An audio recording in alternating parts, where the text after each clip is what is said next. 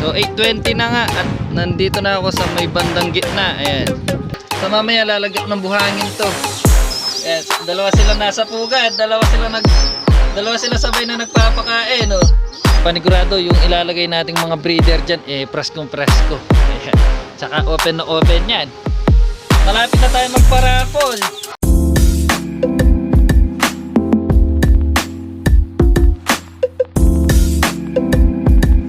At ayan, good morning po sa inyo lahat. So ito na yung day 2 ng pagpipitas natin ng talong. Ayan. So 8:20 na nga at nandito na ako sa may bandang gitna. Ayan. So hindi pa nga tayo tapos, alas 8:20 na. Ayan. So yung mga hindi nga natin napitas kahapon, ngayon pinipitas natin para sa susunod na pagpipitas natin ay hindi sila tumanda o hindi sila ma-reject. Ayan. So ito nga ay ngayon nga ay ako pa rin mag-isa yung nagpipitas, kaya medyo natatagalan tayo at wala pa nga sila kuya dahil busy. Ayan. Pero pag hindi sila busy, lagi silang nandyan, lagi sila yung kasama kong nagpipitas. At mamaya nga pagkatapos natin magpitas ng ating mga talong, abangan nyo, pupunta tayo sa ating kaibigan para kumuha ng mga tips sa pag-iibon. Ayan. So kukuha tayo ng mga tips kung paano sa breeding at saka sa mga young bird. Ayan, kung paano yung gagawin para lalo tayong gumaling. Ayan. Ayan, ang kukuhanan natin ng tips ay yung ating kaibigan na king of pooling. Ayan, so lagi siyang nananalo sa mga poolings, lalo na sa mga sinasalihan nating club. Ayan, so laging nandyan yung kanyang pangalan. So lalo na sa mga sinasalihan nating club, ayan, laging nasa listahan yung kanyang pangalan, lalo na sa mga pooling. So lagi siya nakakakuha. So sa kanya tayo mamaya kukuha ng tips. Ayan. So sa kanya tayo mamaya kukuha ng tips kung paano yung ginagawa niya sistema sa kanyang mga ibon. Ayan, para kung sakali susunod na sumali tayo, makachamba naman tayo. Ayan, so abangan natin mamaya pagkatapos nating magpitas ng mga talong, pupunta na tayo doon. Kaya ayan, umiinit na yung panahon. Ayan, kaya magpipitas na tayo para matapos na natin at mapuntahan na natin yung ating kaibigan. Ayan, kaya tara.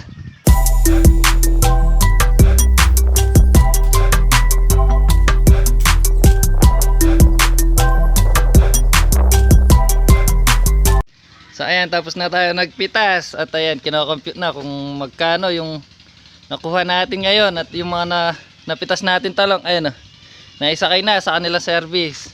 Ayan. So habang kino-compute yung mga napitas natin talong, magkakape muna tayo. At ayan, tapos namin nagkape, kaya uuwi na yung mga kumuha ng ating mga napitas na talong. Ayan sila. Ayan. Okay, thank you. So ayan, umalis na nga sila. So tayo naman mag-aayos-ayos na tayo dahil maya-maya pupunta na tayo doon sa king of pooling dito sa Arayat. Ayan. So, papasyal tayo mamaya sa kanya. So habang nagpapahinga tayo, ayan So ngayon pa lang tayo nagpapakain ng ating mga alagang ibon. So tipapakita ko rin yung mga itlog ng ating mga breeder. Ayan yung dito, ayan nga, yung nung nakaraan yung may itlog na, ngayon ayan dalawa na. Ayan sila.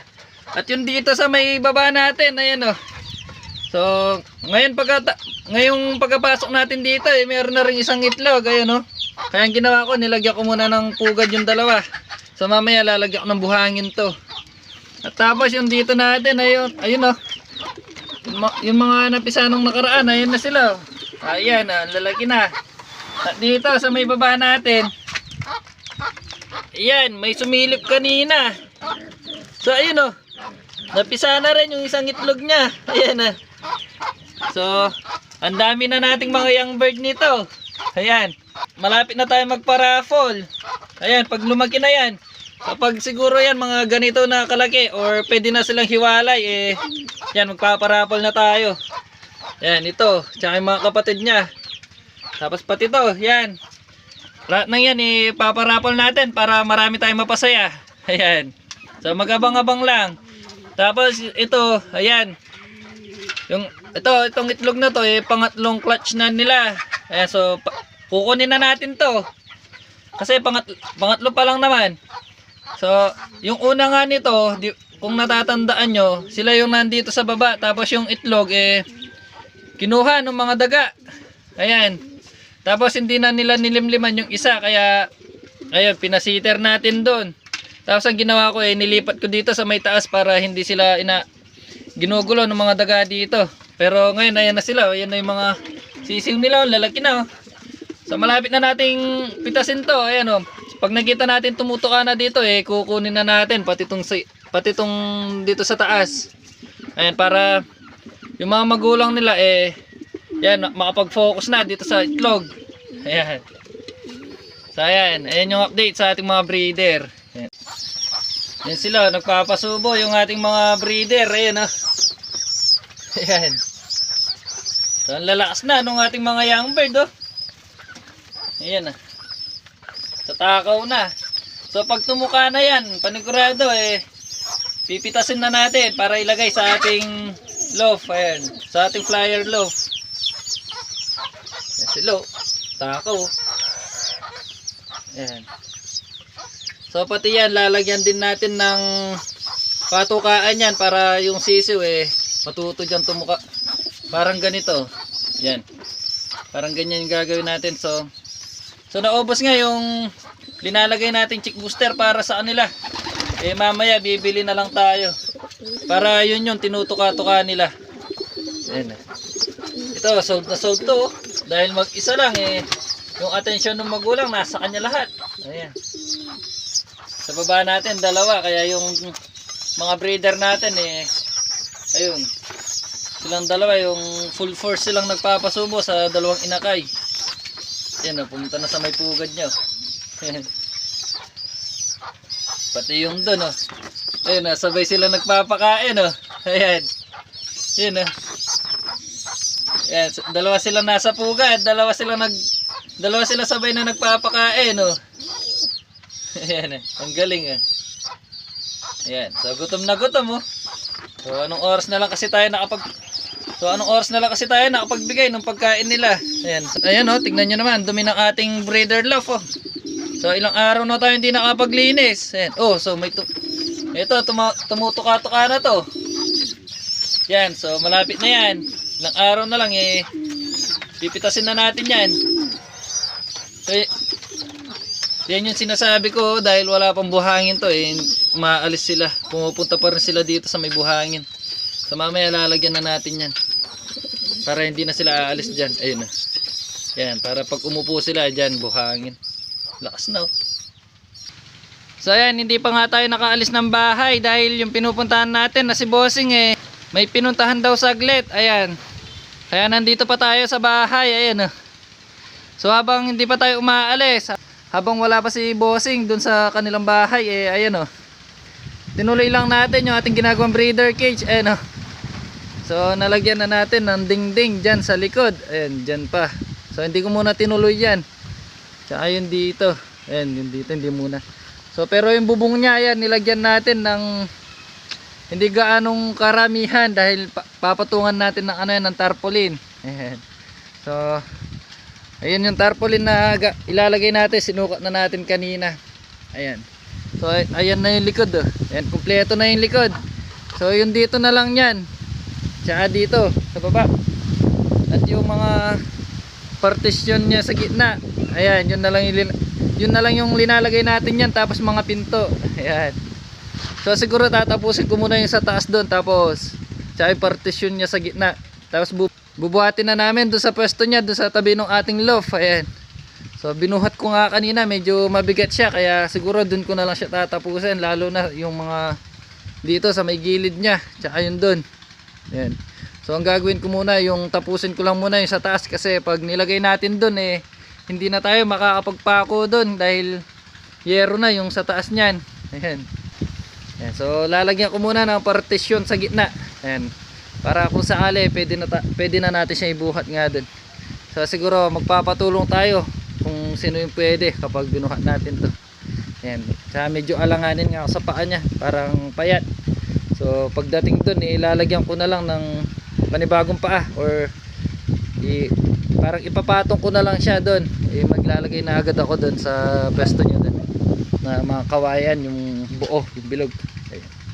So habang di pa tayo umaalas inuunti-unti ko muna. Ayan. So ayan, time check at 5:30 na. Ayan. So hindi nga tayo nakaalis dahil may pinuntahan si Bossing. Ayan.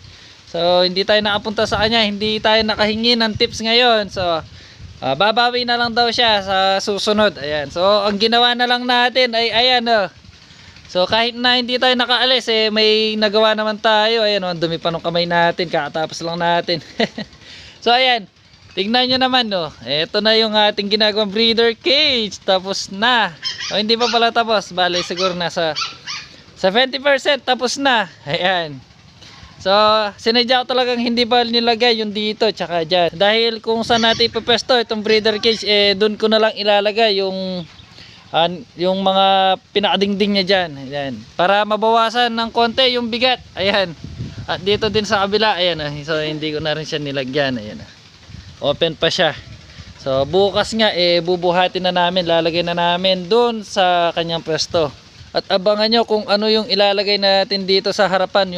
Kung ano yung ilalagay natin na pinakapinto niya. Ayan. So tignan nyo naman kung gaano sila kalalaki. Ayan. Yan, kung gaano kaluwang yan. Yan. Panigurado yung ilalagay nating mga breeder dyan preskong presko. Ayan. Tsaka open na open yan. At tignan nyo pag nailagay na natin sa kanyang pwesto kung gaano siya kagandang tignan, lalo na nasisikatan yan ng araw. Ayan. So makikita nyo din bukas yan. At panigurado bukas mailalagay na natin kung ano yung pwede nating ilagay na pinto dyan. At bukas kung wala tayong gagawin panigurado may ilalagay na tayong breeder dyan. Ayan. Tingnan nyo naman. At ito, tingnan nyo yung kanyang likod. Ayan ah. Ayan. So linagyan ko ng pang-ipit para kung sakali mang mabaklas yung isa dyan hindi siya matatanggal. Pero panigurado hindi na mababaklas yan. Pero nilagyan na natin ng pang-suporta. Ayan, ganito. Ayan. Ayan ah. So yun nga, dito na lang. Ayan oh, laki oh. Lapad oh, di ba? Ayan.